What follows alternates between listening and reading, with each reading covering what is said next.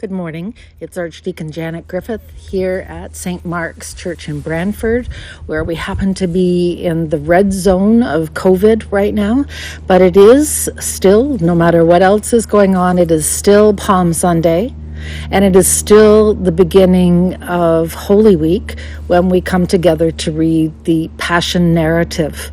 And so we have brought together for you a humble presentation of beautiful music, the reading from John about Jesus' entrance into Jerusalem, and the Passion narrative.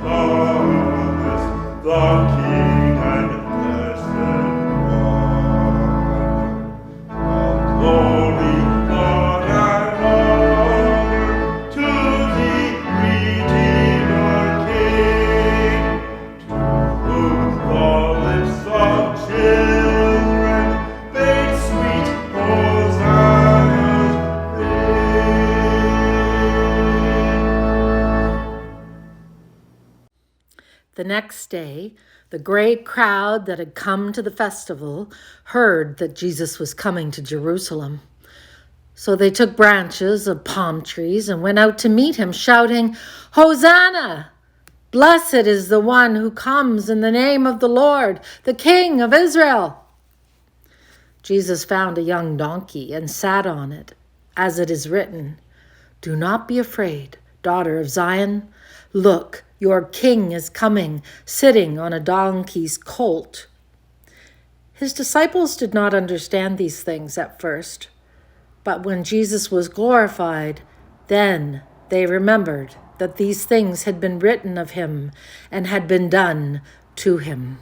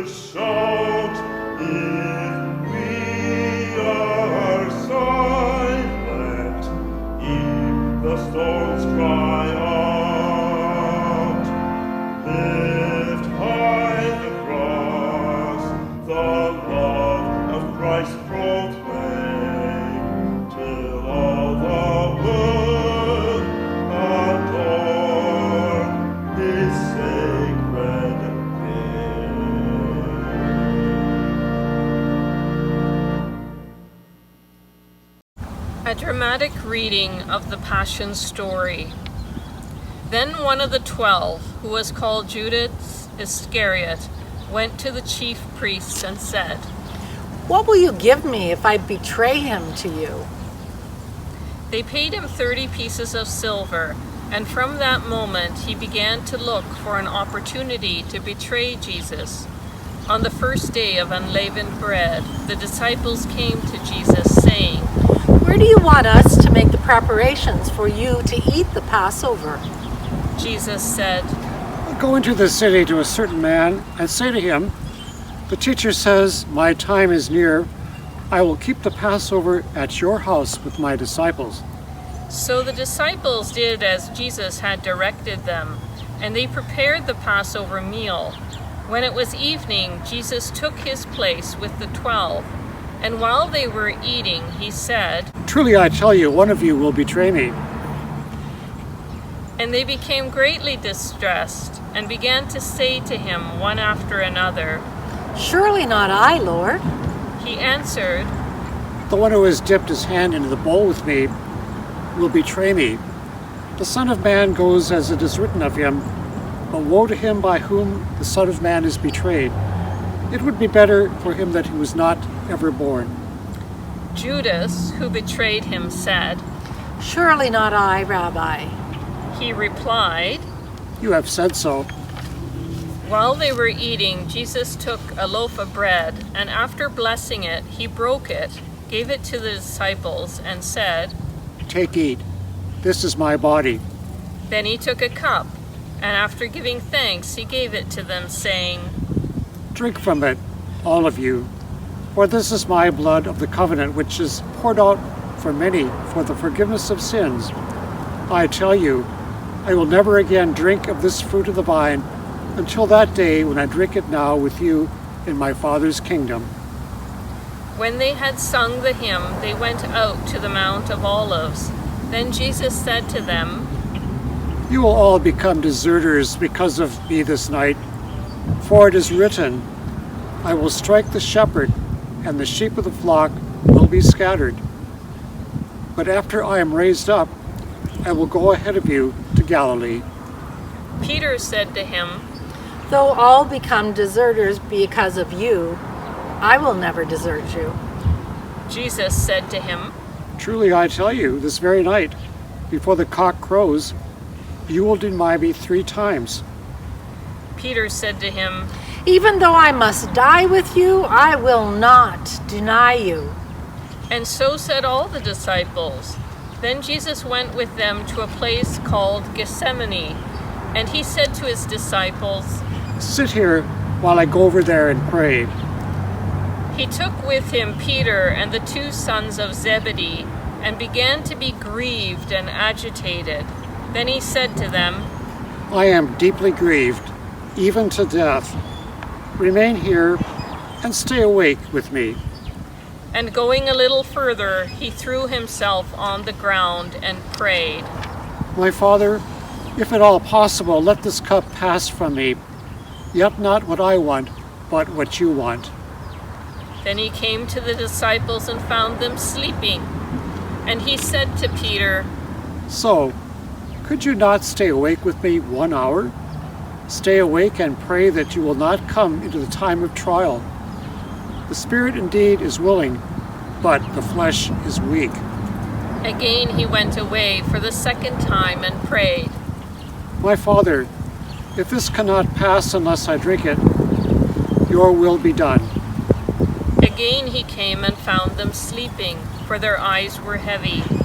So leaving them again, he went away and prayed for the 3rd time, saying the same words. Then he came to the disciples and said to them, Are you still sleeping and taking your rest? See, the hour is at hand, and the Son of Man is betrayed into the hands of sinners. Get up, let us be going. See, my betrayer is at hand. While he was still speaking, Judas, one of the 12, arrived. With him was a large crowd with swords and clubs from the chief priests and the elders of the people. Now the betrayer had given them a sign, saying, The one I will kiss is the man. Arrest him.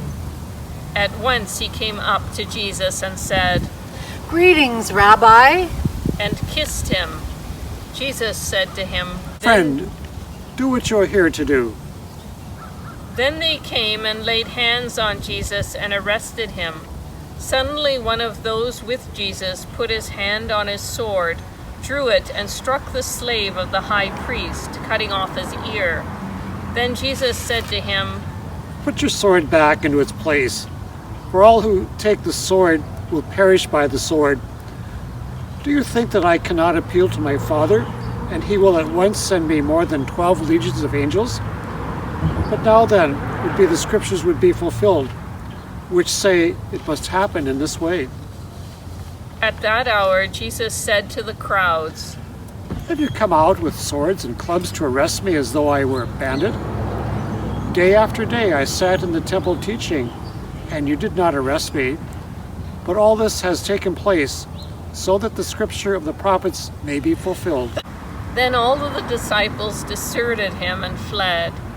Those who had arrested Jesus took him to Caiaphas, the high priest, in whose house the scribes and the elders had gathered. But Peter was following him at a distance, as far as the courtyard of the high priest. And going inside, he sat with the guards in order to see how this would end. Now the chief priests and the whole council were looking for false testimony against Jesus, so that they might put him to death. But they found none, though many false witnesses came forward.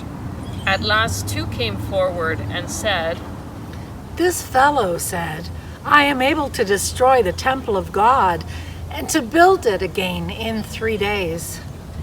The high priest stood up and said, Have you no answer? What is it that they testify against you? But Jesus was silent. Then the high priest said to him, I put you under oath before the living God. Tell us if you are the Messiah, the Son of God. Jesus said to him, You have said so, but I tell you, from now on you will see the Son of Man seated at the right hand of power and coming in the clouds of heaven. Then the high priest tore his clothes and said, He has blasphemed. Why do we still need witnesses? You have now heard his blasphemy. What is your verdict? They answered. He deserves death. Then they spat in his face and struck him. Some slapped him, saying, Prophesy to us, you Messiah. Who is it that struck you? Now Peter was sitting outside in the courtyard. A servant girl came to him and said, You also were with Jesus the Galilean. But he denied it before all of them, saying, I do not know what you are talking about. When he went out to the porch, another servant girl saw him, and she said to the bystanders, This man was with Jesus of Nazareth. Again he denied it with an oath. I do not know the man. After a little while, the bystanders came up and said to Peter, Certainly you are also one of them, for your accent betrays you. Then he began to curse, and he swore an oath. I do not know the man. At that moment, the cock crowed. Then Peter remembered what Jesus had said. Before the cock crows, you will deny me 3 times. And he went out and wept bitterly. When morning came, all the chief priests and the elders of the people conferring together against Jesus in order to bring about his death. They bound him, led him away, and handed him over to Pilate, the governor. When Judas, his betrayer, saw that Jesus was condemned, he repented and brought back the 30 pieces of silver to the chief priests and the elders. He said, I have sinned by betraying innocent blood. But they said, What is that to us? See to it yourself. Throwing down the pieces of silver in the temple, he departed, and he went and hanged himself. But the chief priests, taking the pieces of silver, said, It is not lawful to put them into the treasury, since they are blood money. After conferring together, they used them to buy the potter's field as a place to bury foreigners. For this reason, that field has been called the field of blood to this day. Then was fulfilled what has been spoken through the prophet Jeremiah. And they took the 30 pieces of silver, the price of the one on whom a price had been set, on whom some of the people of Israel had set a price, and they gave them for the potter's field, as the Lord commanded me. Now Jesus stood before the governor, And the governor asked him. "Are you the king of the Jews?" Jesus said, You say so. but when he was accused by the chief priests and elders, he did not answer. Then Pilate said to him, "Do you not hear how many accusations they make against you?" but Jesus gave him no answer, not even to a single charge, so that the governor was greatly amazed. Now at the festival, the governor was accustomed to release a prisoner for the crowd, anyone whom they wanted. At that time, they had a notorious prisoner called Jesus Barabbas. So after they had gathered, Pilate said to them, "Whom do you want me to release for you? Jesus Barabbas, or Jesus, who is called the Messiah?" for he realized that it was out of jealousy that they had handed him over. While he was sitting on the judgment seat, his wife sent word to him, "Have nothing to do with that innocent man, for today I have suffered a great deal because of a dream about him." Now the chief priests and the elders persuaded the crowds to ask for Barabbas and to have Jesus killed. The governor again said to them, "Which of the two do you want me to release for you?" and they said, "Barabbas!" Pilate said to them, "Then what should I do with Jesus, who is called the Messiah?" all of them said.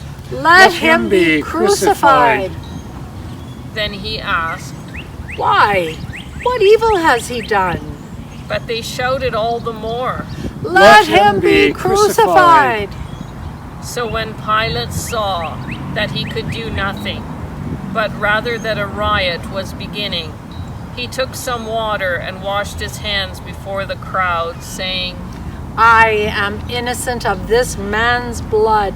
See to it yourselves."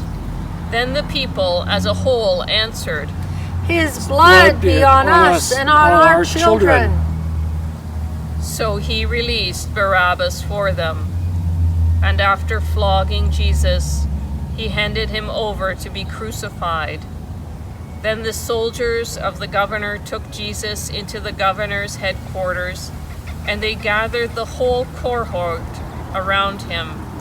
They stripped him and put a scarlet robe on him, and after twisting some thorns into a crown, they put it on his head. They put a reed in his right hand and knelt before him and mocked him, saying, "Hail, King of the Jews!" They spat on him and took the reed and struck him on the head. After mocking him, they stripped him of the robe and put his own clothes on him. Then they led him away to crucify him. As they went out, they came upon a man from Cyrene called Simon. They compelled this man to carry his cross. And when they came to a place called Golgotha, which means place of a skull, they offered him wine to drink mixed with gall. But when he tasted it, he would not drink it. And when they crucified him, they divided his clothes among themselves by casting lots. Then they sat down there and kept watch over him. Over his head they put the charge against him, which read, "This is Jesus, the King of the Jews." Then 2 bandits were crucified with him, one on his right and one on his left. Those who passed by derided him, shaking their heads and saying, "You who would destroy the temple and build it in 3 days, save yourself. If you are the Son of God, come down from the cross." In the same way, the chief priests also, along with the scribes and the elders, were mocking him, saying, He saved others. He cannot save himself. He is the King of Israel. Let him come down from the cross now, and we will believe in him. He trusts God. Let God deliver him now if he wants to, for he said, "I am God's son." The bandits who were crucified with him also taunted him in the same way. From noon on, darkness came over the whole land until 3 in the afternoon. And about 3 o'clock, Jesus cried with a loud voice, my God, why have you forsaken me?" When some of the bystanders heard it, they said, "This man is calling for Elijah."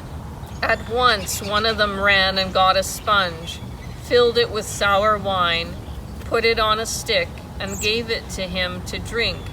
But the others said, "Wait, let us see whether Elijah will come to save him." Then Jesus cried again with a loud voice and breathed his last. At that moment, the curtain of the temple was torn in two from top to bottom. The earth shook and the rocks were split. The tombs also were opened, and many peoples of the saints who had fallen asleep were raised.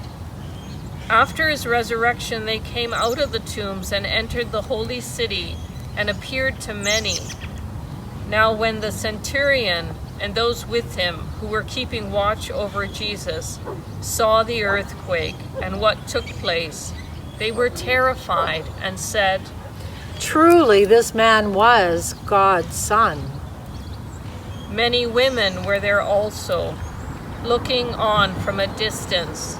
They had followed Jesus from Galilee and had provided for him. Among them were Mary Magdalene, and Mary, the mother of James and Joseph, and the mother of the sons of Zebedee. When it was evening, there came a rich man from Arimathea named Joseph, who was also a disciple of Jesus. He went to Pilate and asked for the body of Jesus. Then Pilate ordered it to be given to him. So Joseph took the body and wrapped it in a clean linen cloth and laid it in his own new tomb, which he had hewn in the rock. He then rolled a great stone onto the door of the tomb and went away. Mary Magdalene and the other Mary were there, sitting opposite the tomb. The next day, that is, after the day of preparation, the chief priests and the Pharisees gathered before Pilate and said, "Sir, we remember what that impostor said while he was still alive. After 3 days I will rise again. Therefore command the tomb to be made secure until the 3rd day. Otherwise his disciples may go and steal him away and tell the people he has been raised from the dead, and the last deception would be worse than the first." Pilate said to them, "You have a guard of soldiers. Go, make it as secure as you can." So they went with the guard and made the tomb secure by sealing the stone.